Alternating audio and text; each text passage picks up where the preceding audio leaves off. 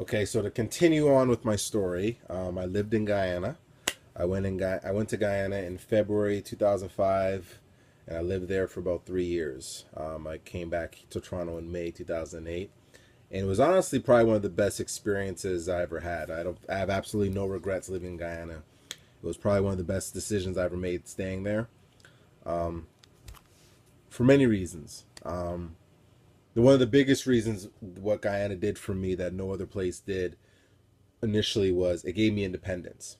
I was living on my own for the most part. I mean, my mom would come and visit me and stuff like that, but for the majority of the time I was in Guyana, I was there by myself.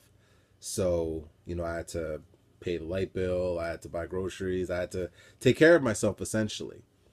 And I learned that in Guyana, and that's something that I never had here. I never kind of grew up in that sense, and Guyana gave me that. I did some acting even when I was there. Went to school for a bit, so I did a lot of things too while I was there as well. So, and yeah, no, it's not on YouTube. My soap opera and any acting stuff I did on is not on YouTube. I already checked, and you can't find it, so don't bother looking. Um, yeah, I came back May 2008. I remember that day vividly. I remember my uncle um, picking me up at the airport, dropped me off at his place to drop off my luggage. And then I asked him to drive me to Fairview Mall because he didn't live that far from Fairview Mall. Drove me to the mall. And I remember I got there and I'm walking around. And mind you, I've been living in like a third world country for 3 years. And now all of a sudden I'm at Fairview and I'm thinking I'm in like the Taj Mahal at the time. And I'm walking around and I remember saying to myself when I was walking outside the mall, I said, I have to go back to school. I really have to go back to school because in order for me to better myself and put myself in a better position in terms of my life, I have to get educated. And mind you, all I had at the time was a high school education. Went to college. I flunked college the first time because I was just not focused or whatever, and I was young. And I didn't know what I wanted to do at the time anyway. I wanted to be an actor. That was what I wanted to do at 20 years old. I didn't really have a plan of doing that or achieving that anyway. So, for about a 2 year period, I was just I wanted to go back to school, but I had no idea what I wanted to take. Um, I went to go see an employment counselor. Um, the same one that helped me find a job when I came back from Guyana. I had met with her, and she had told me about the career and work counselor program at George Brown. I believe in 2000, end of 2000, like early 2009, mid 2009. She had told me about it. And initially, I just kind of listened one ear in one ear. It came in one ear out the other because I was like, okay, whatever. I don't really want to do that because I thought it was kind of stupid. I was like, what the fuck is that? That doesn't even make sense. Employment counselor? It just sounds lame.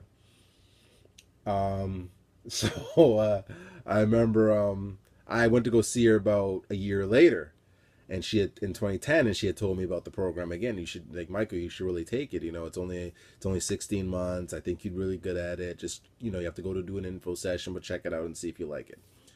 So finally, I was working security at the time. I was living with my ex at the time. I was like, okay, why not? Um, so I looked it up online, and I was like, okay, this seems pretty cool. And then I went to the information session, and Jillian Johnston, who was the coordinator of the program, she basically sold me on it, and I fell in love with the program. And I remember leaving the info session that day saying I have to take this program, and I did. So 2011, and like September 2011, registered, and I started my program. I started the program. It was 16 months. It was long, 16 months, hard. All my friends that I graduated with will tell you that it was a difficult program, definitely. Harder, a little bit harder for me.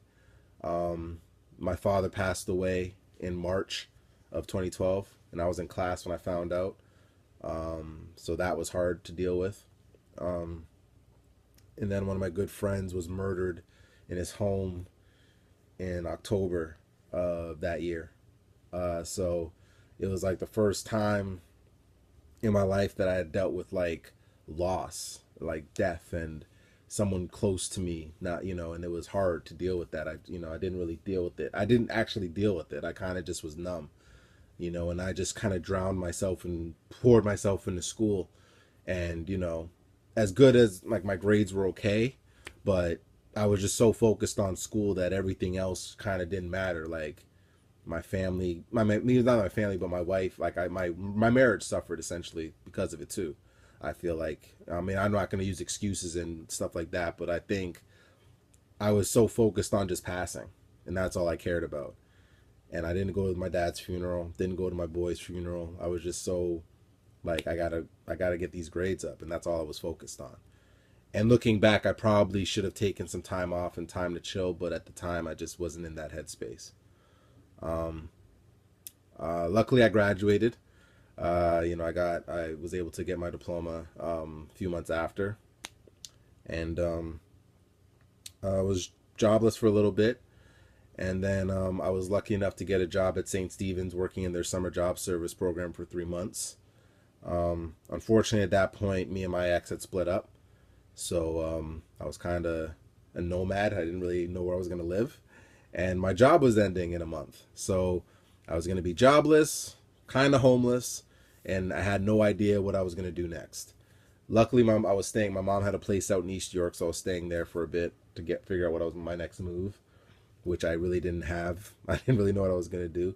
And you'd think at that time, like I'd be nervous and freaked out and paranoid, like what am I going to do? But that was actually probably one of the better times of my life because I didn't know what was going to happen.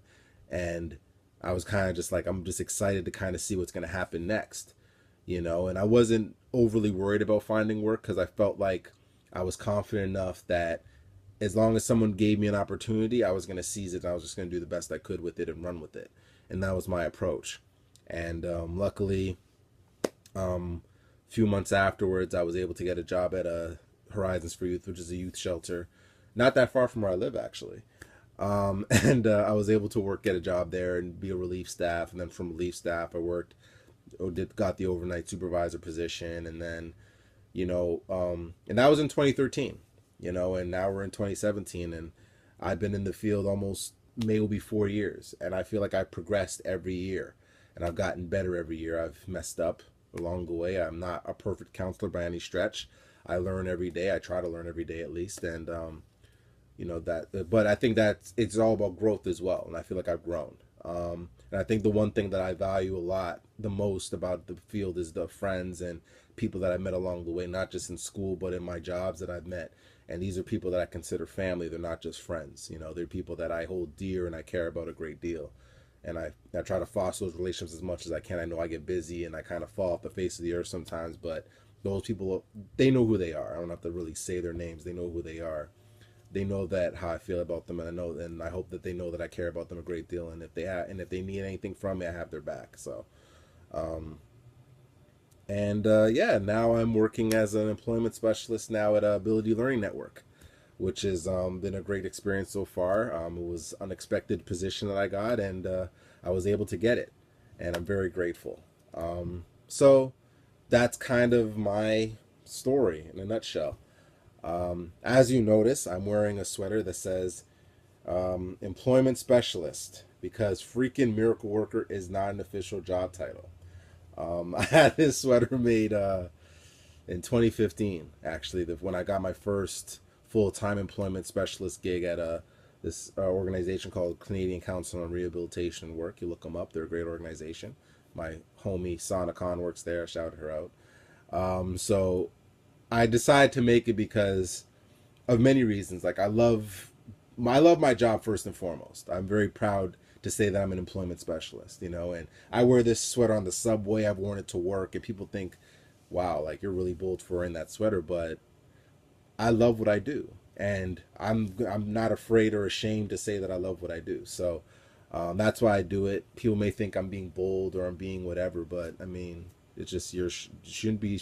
I mean, if you're too scared to make your own sweater with your career on it, then clearly you don't love your career. I'm just saying, just putting it out there. So yeah, so that's that. That's my story in a nutshell. I want to thank you guys for watching it. I hope that this continues the discussion of mental health, and hopefully that people aren't shy and scared to share their stories. And yes, I decided to post this on Bell Canada, but I would have posted it regardless anyway because I felt like it was something that I wanted to talk about. Because again, like I've been through stuff, a lot of people have been through stuff, and maybe they're afraid to share it or they're afraid to get help. And I would advise those who are going through whatever you're going through to get help, and there is help out there, you know. And we're slowly starting to break down that wall of mental health and disease, but we're not anywhere close to it yet. But I feel through dialogue and discussion, hopefully we'll get there. Um, and I don't know what to say. Thank you for watching. I also posted, actually, yeah, there's one other thing. I did actually wrote an article, my first ever LinkedIn article on the same matter. So if you're more of a visual and like to read, I have a really long article on LinkedIn as well. If you want my LinkedIn, I can add a link to that. And yeah, so feel free to comment. I'm sure this isn't going to get as much views as my Plenty of Fish one, but that's fine. I don't necessarily do this for views. I just wanted to post this. Hopefully it gets a lot of views. Hopefully people watch it, but if not, it's whatever. It's part of doing vlogs, I guess. So anyway, this is Big Mike signing off. I want to thank you guys for watching. Take care, be safe. Peace.